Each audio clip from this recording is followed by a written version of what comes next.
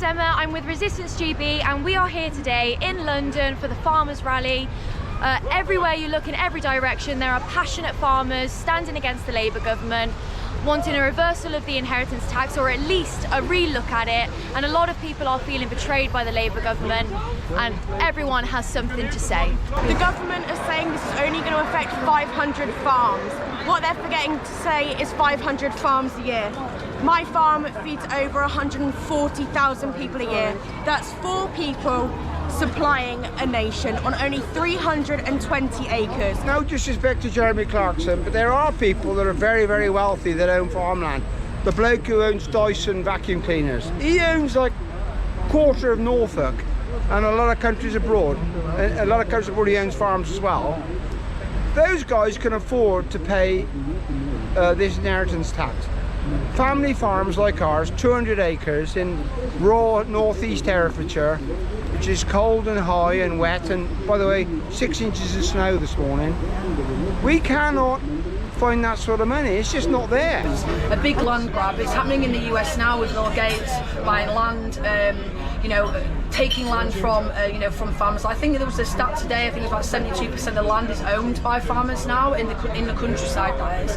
And that is this budget, this bill that they are trying to push through is going to decimate small local family farms. One of the problems with my industry is basically people like myself are effectively completely invisible. I mean, Jeremy Clarkson has his good sides and his bad sides. Okay, he bought the farm there to avoid paying inheritance tax, but he gives us a visible presence. Yeah. The people here, a lot of people here, I'm sure, watch Jeremy Clarkson's programme, and they basically get an insight into what we do. And without Jeremy Clarkson, I mean, a lot of people here have no idea what our job's about, and they certainly have no idea about the economics. If this goes through, it means that imports are going to be so much higher. What people are forgetting to remember is that means our food is coming from lower welfare standards, and it's also going to mean our environment is impacted. How is that food coming to us? The farming community does for the day-to-day running of society as a whole. It won't be just things on your shelves. It's not just potatoes and Swedes on the supermarket. For example, they dispose of most of our sewerage. The sewerage is all spread. Once it's composted down, it's spread from pretty much every sewerage plant in the country is spread over the fields. Perfectly inert, perfectly good.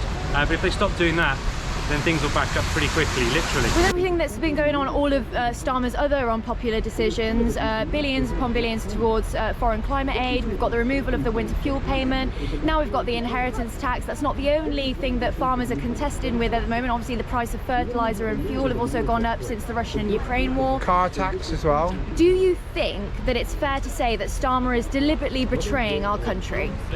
It very much seems like it, and it seems like he's trying to be a one-hit wonder, because he certainly won't get back in. Let's face it, being a Prime Minister of this country is one hell of a difficult job, and there's no way it doesn't matter who you put in as a Prime Minister or who you put in Parliament, they're going to make some mistakes, that they're only human there. Certainly in relation to this situation, is it done sort of out of malice? Is it done out through pure stupidity, or is it a bit of both? I suspect it's a bit of both, to be perfectly honest there. Indeed, they are deliberately betraying our country. So I suppose a good final question to end up on, do you think that inheritance tax should be abolished across the board for all family businesses? Absolutely. It's not just the farmers this is affecting, it's all small businesses. I think, yeah, it should be. It's a ghastly tax. It's taxing income that's already been taxed horrendously. So no, I think it should go entirely. I've been Emma from Resistance GB. This has been the Farmers' Rally. It's been an absolutely brilliant day. Thousands upon thousands turned up. Unfortunately, the police did stop the tractors, so we weren't able to get some good shots with that. But other than that, it's been a really passionate day. Everyone's had something to say, and hopefully Starmer and the Labour government will have to listen.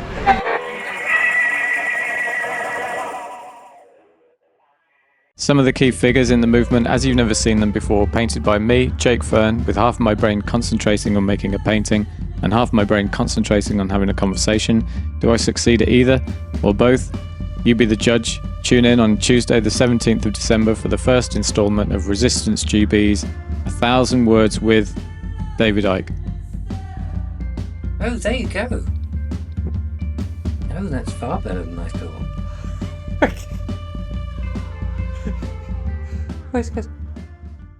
Hello. This is great.